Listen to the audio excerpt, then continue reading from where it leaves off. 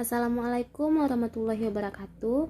Saya Angela Ismayeni, mahasiswa jurusan Sastra Indonesia, Fakultas Ilmu Budaya, Universitas Andalas. Dalam video ini, saya akan menjelaskan faktor-faktor pembentuk terjadinya dialek dan faktor-faktor yang mempengaruhi perkembangan dialek. Faktor-faktor yang membentuk terjadinya dialek ada dua, yaitu faktor kebahasaan dan faktor non-kebahasaan. Yang pertama, faktor kebahasaan. Faktor penyebab terjadinya suatu dialek adalah anasir kosakata, struktur, dan cara pelafalan. Anasir kosakata terdiri dari dua kata, yaitu anasir dan kosakata.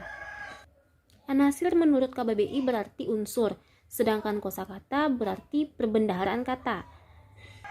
Dengan demikian, anasir kosakata berarti unsur perbendaharaan kata atau unsur kosakata dalam suatu dialek atau bahasa.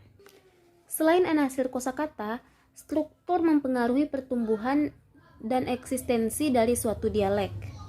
Struktur yang mempengaruhi yaitu struktur bunyi, struktur kata, dan pola kalimat.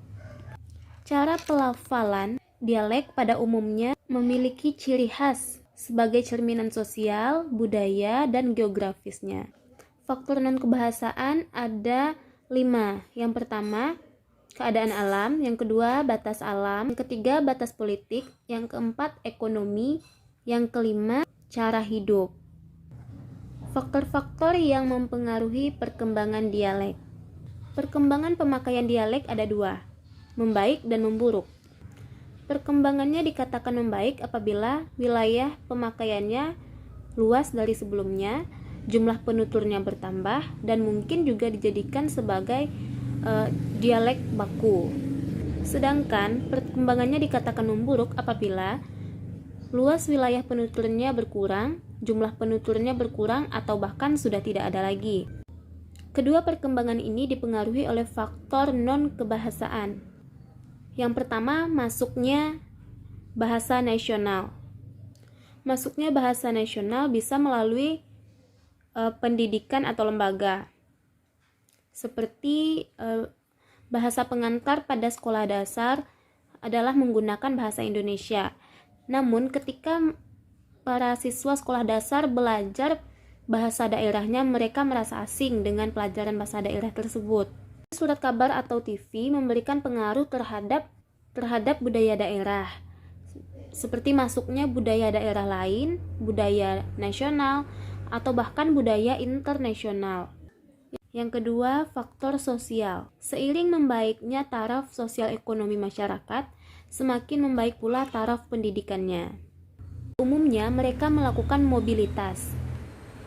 Contoh, mahasiswa dari daerah yang malu menggunakan dialek daerahnya dan cenderung memilih bahasa yang dianggap lebih berprestise dalam pergaulan sehari-hari. Dan kecenderungan ini kemudian terbawa kembali ketika dia pulang ke kampungnya. Dan kemudian masyarakat di kampungnya mengikuti apa yang dia lakukan karena menganggap dia berpengalaman. Fenomena ini memberikan pengaruh perkembangan yang buruk bagi perkembangan dialek. Itulah yang dapat saya jelaskan mengenai faktor-faktor yang mempengaruhi pertumbuhan dialek dan faktor-faktor yang mempengaruhi perkembangan dialek. Sekian, Assalamualaikum warahmatullahi wabarakatuh.